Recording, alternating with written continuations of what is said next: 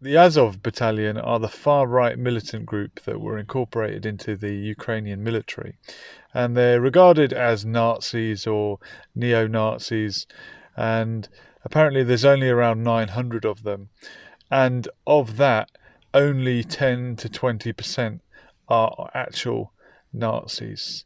This is from my research. Al Jazeera were covering this story. So 10 to 20% of 900, what's that?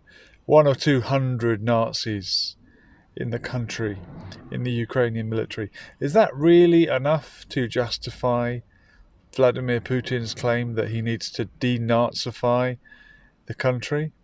In the 2019 election, when Zelensky came to power, the far-right bloc that included the Azov Battalion and other far-right elements altogether, they only managed to gain 2.3% of the vote.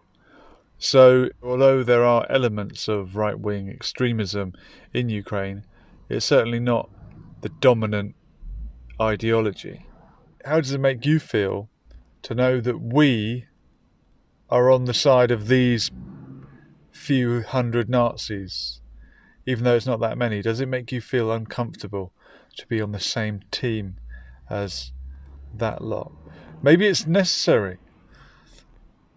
Most people probably don't think Stalin was a great guy, but it was necessary to team up with him during the Second World War because he was against the Nazis. So maybe it's necessary to team up with the Azov Battalion because they are against Vladimir Putin. Is he the new Hitler? Is he as bad as Hitler? There's been a new Hitler every year for the past few years, but maybe it is necessary. Maybe you do need to forge alliances that you never thought you would make.